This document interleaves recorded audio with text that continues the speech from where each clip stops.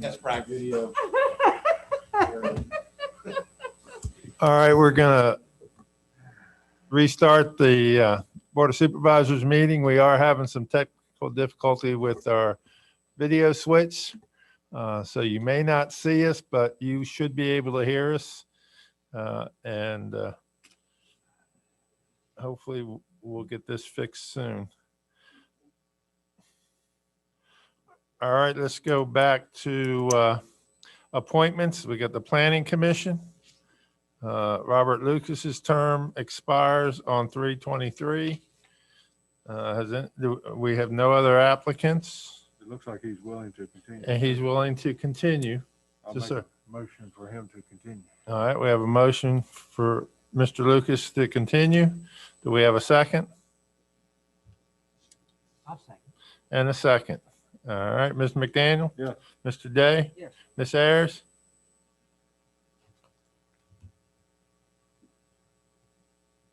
She's muted. Ms. Ayers, I think you're muted.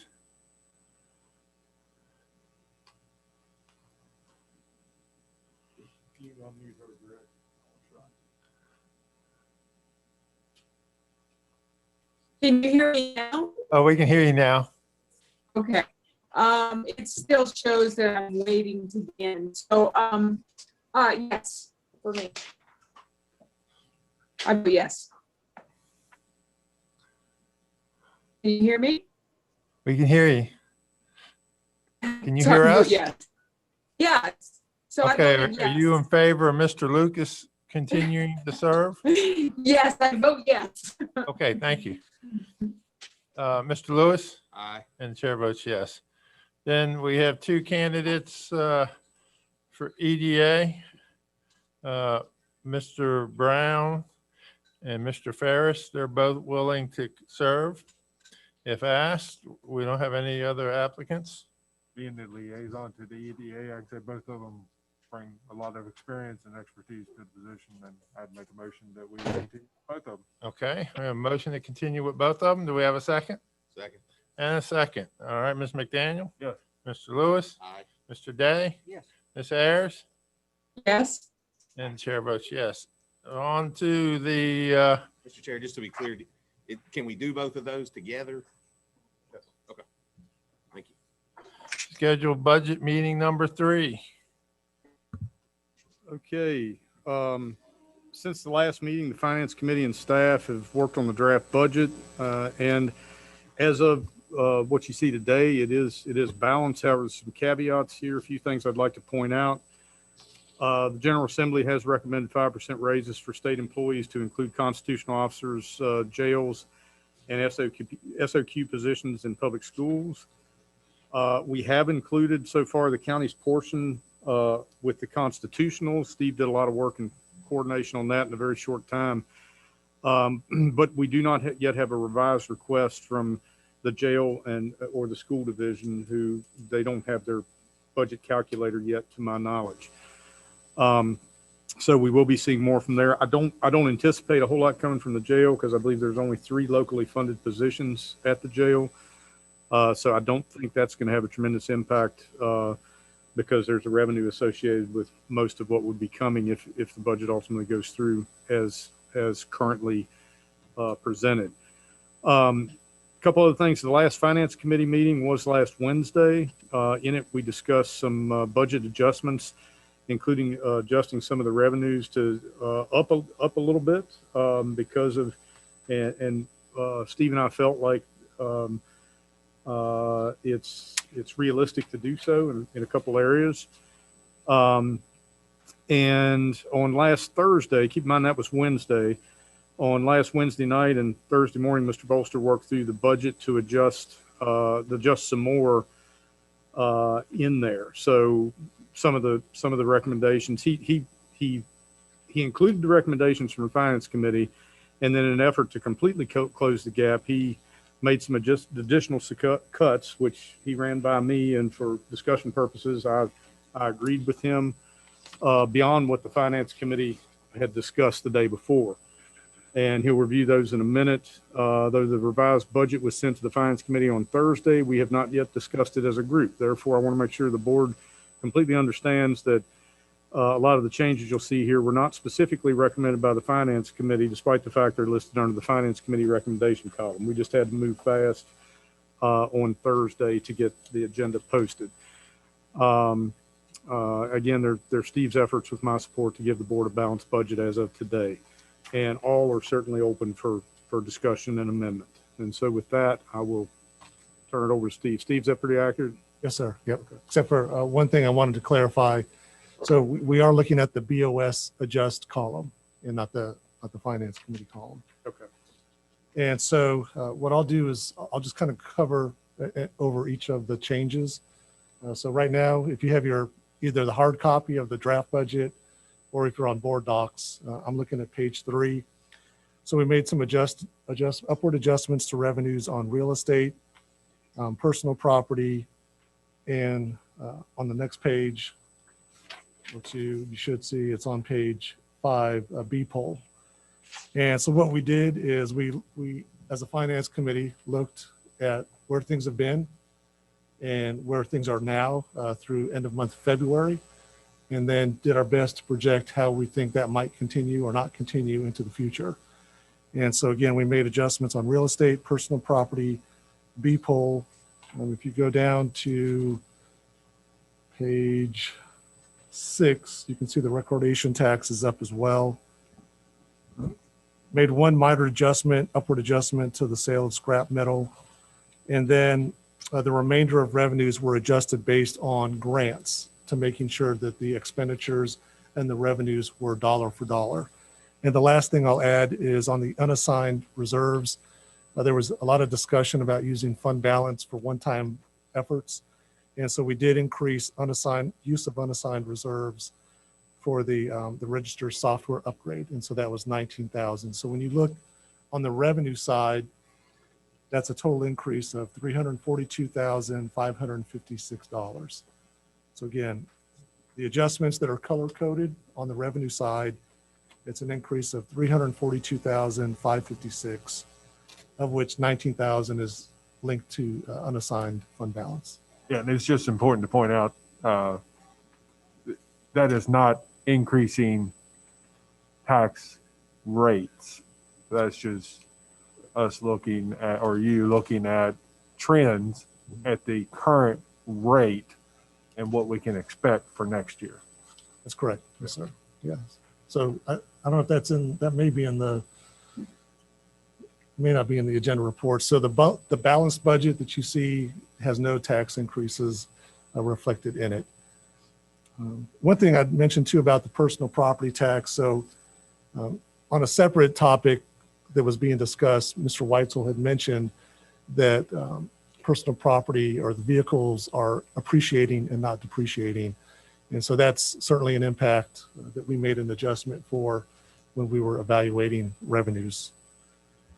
And then I also made an upward adjustment, an estimate on the COM board reimbursements.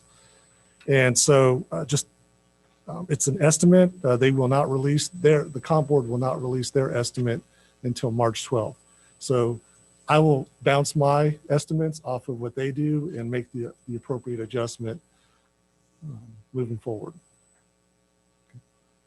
All right, Mr. McDaniel, you're looking at me like you have a question or okay. I mean, it's late in the night, but Yes, I would recommend everybody take a comp board class through Steve to truly understand the pressures the state puts on us.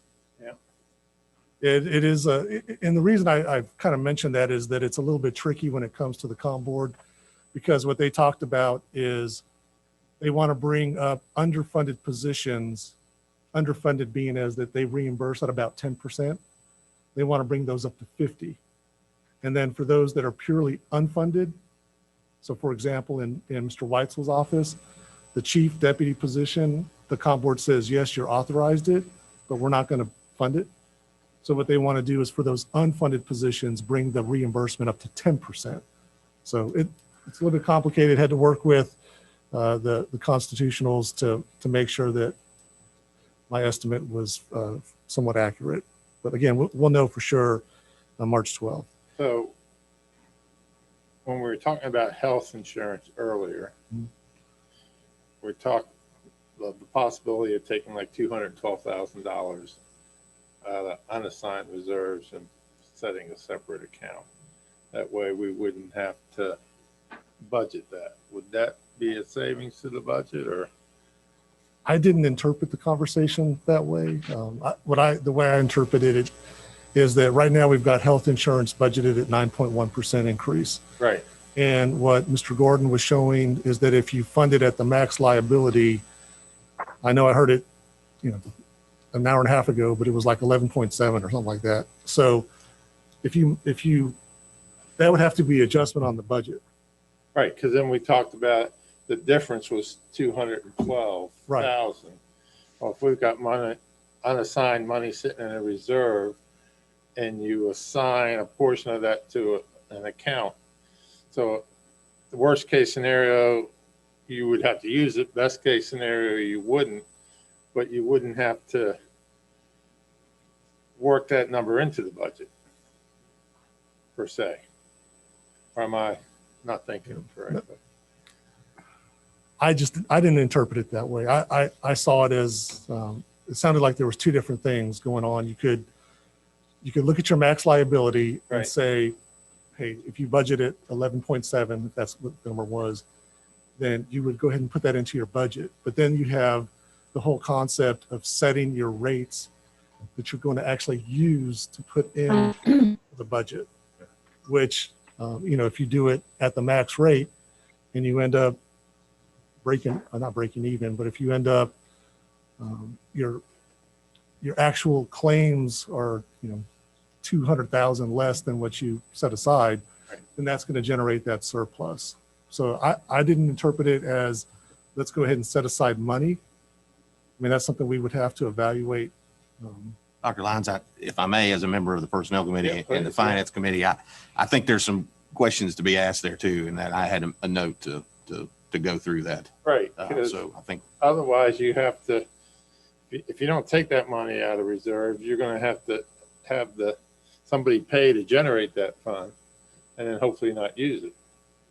And that's where Mr. Gordon was talking about kind of splitting the middle, right? Right. The And estimated liability was down, right. whereas the But max. if was we up. had that money in reserves and didn't have to raise it, of course, then the cost should be less. If you split the difference between the max liability and the expected being, I believe it was 4.2% down, and then the max was, I can't remember the number, was it? I know it was It was 11. 11.5. It's the middle of it, we calculated was about 8.1 or 8.2. Now that wasn't discussed in this board meeting, but I was talking to Jim today and calculated about 8.2 is the middle. So we felt that 9 was good splitting the difference. But I do think that we are going to have additional discussion on that with Mr. Gordon. I do see the value in looking at if we've got some availability to pull some money and actually create an account to start with. I do think that's a good idea. What we're going to have to do is come back to you and let you know what the budget impacts would be in this particular year. Whether or not it could go down a little bit from the 9%, or if it makes more sense to just start the fund and keep it at 9% and then use any additional savings to continue building that fund.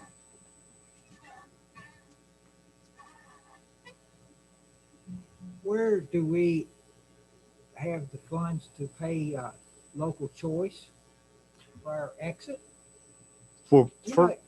I'd love to know an ideal of what that's going to be. Is it 50,000, 100,000, 500,000? There's two parts to this answer. One of them is we've asked that numerous times and they say there's no way we're getting until September.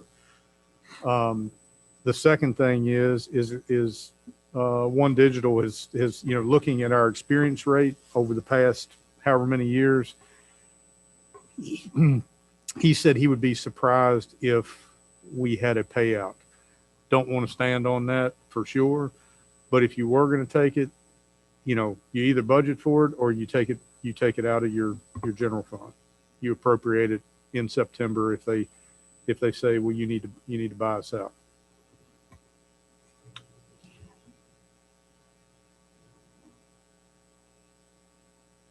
And one question as a member of the finance committee for the board, you know, Jay and I have put Steve and Spencer through the ringer in a couple meetings, you know, trying to look at expenditures, cut as much as we possibly can. And then this last meeting, we really put them through the ringer on revenues, you know, trying to make sure that we were getting every single penny that we thought we could without increasing any type of rates. And that's the direction that we've kind of been operating on, is no tax increases for this particular year. It would be beneficial if the board members, other board members would let us know if that's your same feelings, or if, you know, it's, I not to hold anybody to anything, but are we on the right path with that, or do you have other ideas? I think you're on the right path, personally. It's a tough job, so I appreciate y'all doing it. I know it takes a lot of time too, but.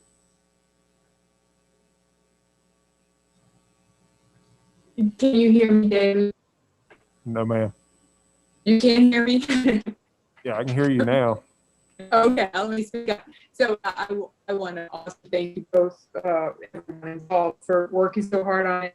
I mean, yes, I do support what you're doing. I guess the bottom line to me is it all depends what we cut. I mean, if in the end.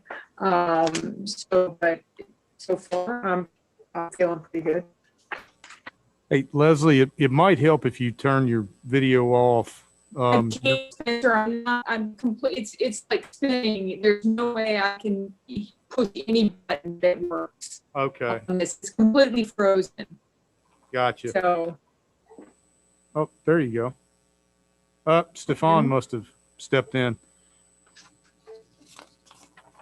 Can you hear us, Leslie? I can hear you now. Mhm. Okay, your audio is better now. I think Stefan Okay. turned your video off. So you didn't hear any of that. So I guess what I'm saying is thank you. Great job. I do like the where you're heading. I guess the bottom line is what we have to cut, and is that worth it completely? But yes, I would very much want not to increase taxes this year. Thank you.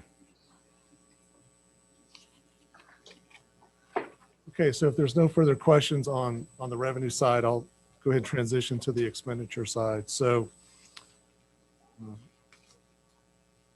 let me just first say, if there's any, when you guys are looking at expenditures, you'll see that under the BOS adjust column, if it's anything highlighted in like blue, that represents, like, for example, the comp board updates, the 5%. That's reflected, again, in a light blue. If there's anything in yellow under BOS adjust, that was stuff that came out of, those were adjustments that came out of the finance committee meeting. And then if you see anything in a purple color, that was myself just going through, trying to get to a balanced budget. So on the expenditure side, basically I looked at the board category and also the admin and financial management category.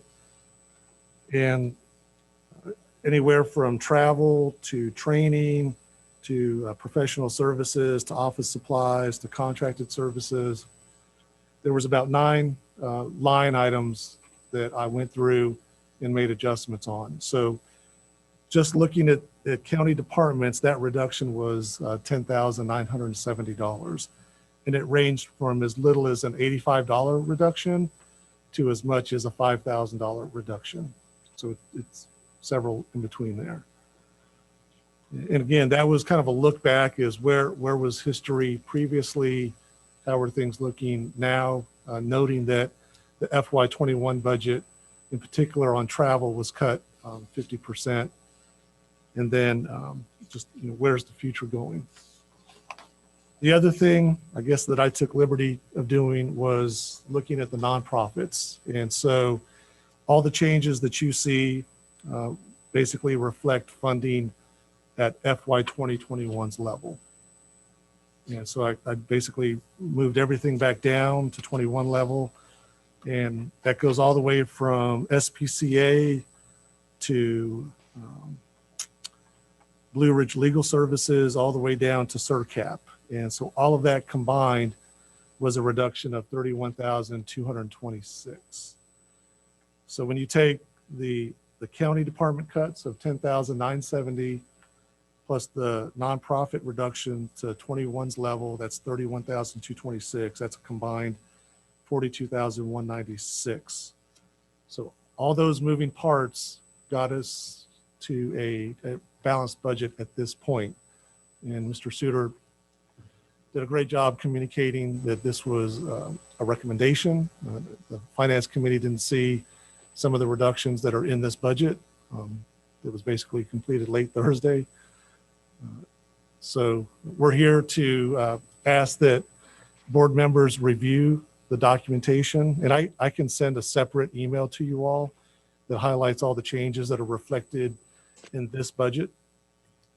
And we're asking board members to communicate to Supervisors Lewis and McDaniel on what other things to potentially consider moving forward to get to a balanced budget. And I'll just reiterate, there's two organizations that are key, and that's the school division and Rockbridge Regional Jail that we have not heard back yet.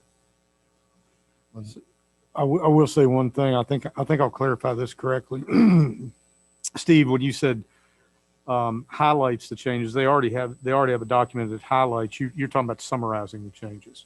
Right. Yes. Okay. Yeah. Summarize. Yeah.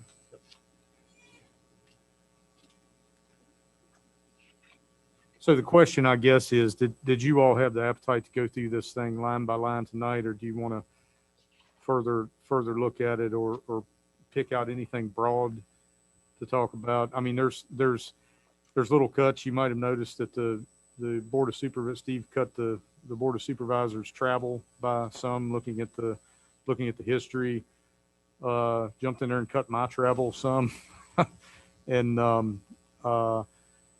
And another one that I talked about, and I'll just pull these three off the top. The other one, I talked with Ms. Huffman today. Her request was for an increase in the third-party services or additional legal services. And what Steve and I communicated is that, this just based on history, she does think there's going to be some more this year. But if it came down to it and she needed legal services, that we would certainly support, the Finance Committee support. If we needed it, we'd make sure we found it and the board appropriated it. But again, Steve was doing his job trying to bring you a balanced budget. If you don't mind, Mr. Suter, I'll go ahead and mention that I also cut some lines in my budget as well. Cut 2,500 from my contracted services line and 700 for my travel. I don't know if that brings any value, but I looked at my own budget as well. Well, I don't think there'll be much travel. Most meetings and whatnot are all virtual anyway now, aren't they? It's picking back up. I Is mean, I would kind of expect VACO to be, and that's the only one I ever go to. I would expect that to get back to an in-person budget. I mean, not budget, in-person meeting. I know that Ms. Huffman, some of her meetings are coming back to in-person, or the plan, because a lot of these aren't going to occur until November, fall, November, December, even next spring. So at that point, we do have a new normal. It is there are going to be some things that I am sure that people are going to, or that organizations are going to see the value of meeting virtually, but there's also a tremendous value of meeting face to face.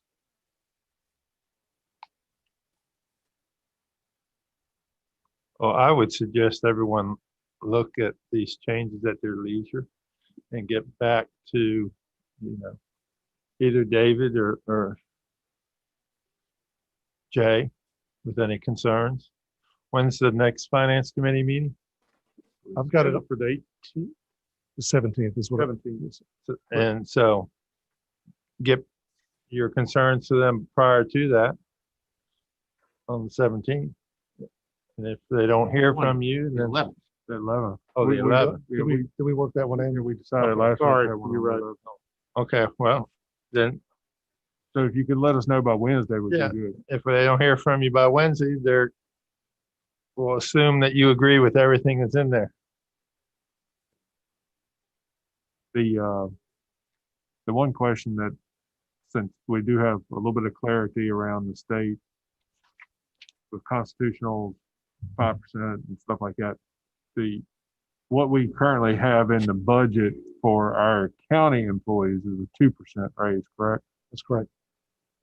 So, you've got kind of the nonprofit, you've got the revenues we increase and stuff like it. You also need to be thinking about the type of raise for county employees, because right now it's 2% what's in here. But if you want to keep it in line with the other, it would be approximately additional 200,000, somewhere around there. 140? No, it would be if you did three additional. 2% was 71. Yeah, 75, 71,000. Yep. So, yeah, 2% is 71,000 roughly. Yeah, So that's not in this budget, Steve? Is The the 2% is not in the this? budget. 2% Okay. is in this budget. Okay, All right, so you'd have to go another 100,000 if you went 5%. Be about 200,000.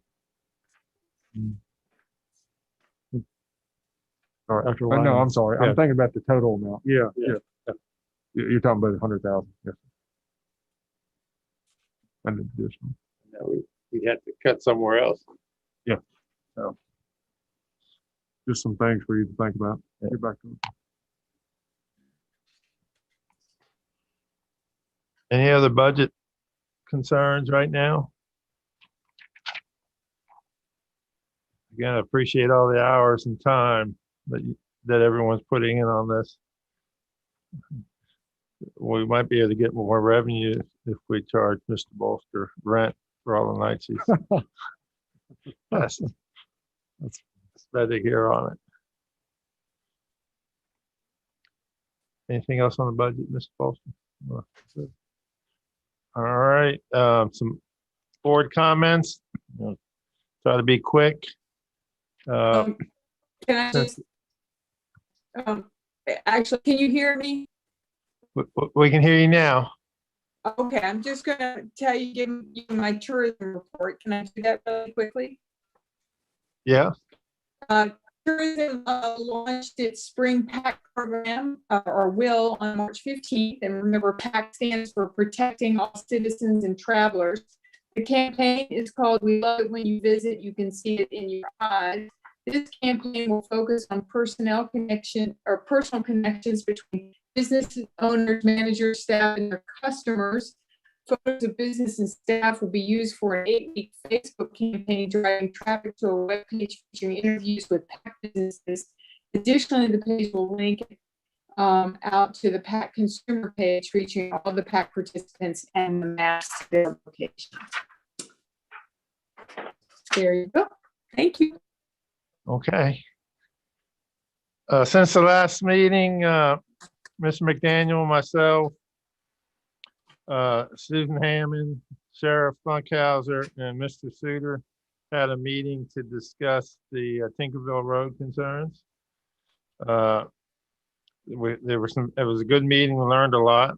VDOT is going to complete a speed study to, see how efficient it is of posting a lower speed. At this time, there's no money in their budget to make major road improvements there. Visibility could be improved in some areas by trimming back brush in both the public and private property. The road is currently restricted to vehicles under 40 feet in length. So the big trucks aren't supposed to be on there anyway. VDOT's going to check out the signage and reevaluate the placement. And they're trying to work to get onto these GPS warning signs at both ends of the road. They're making some progress sharing restrictions with the GPS services, mainly Waze, but they can't get through all the routing services. And the sheriff, it was interesting, he put additional patrols out there. Was it 4 days? 4 days. 4 days and at peak travel times, and they had one speeding violation. So they're going to continue to work on that. Just to remind everyone that this county school board joint meeting will be on Thursday, March the 18th at 5 o'clock. And it'll be at Maury River Middle School. And the room will be open to the public, but no more than 10. So please put those things on your calendar. Anybody else has any board comments? If you want to approve the staff report. I can skip over that. Oh, did we have some? Yes. Okay. Yeah. Does everyone have a chance to review the staff reports? Like a motion to approve as presented. A motion to approve as presented. Do we have a second? I'll second. And a second? Mr. McDaniel? Yes. Mr. Day? Yes. Mr. Lewis? Aye. Ms. Ayers? Yes. And the chair votes yes. Do we have any other board comments? Hearing none, do we have a motion to adjourn? We have a second? Yeah. Okay. Mr. McDaniel? Yes. Mr. Day? Mr. Lewis? Yes. Ms. Ayers? Yes. And the chair votes yes. We are adjourned. Thank you, everyone.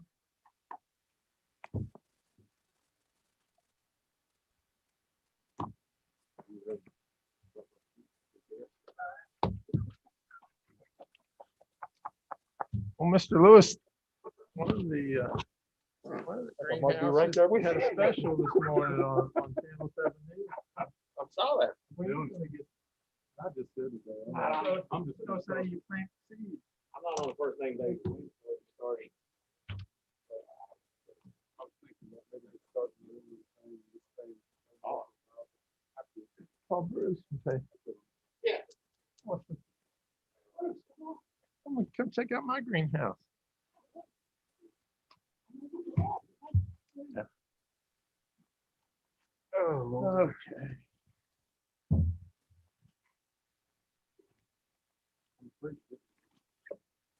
Break anything.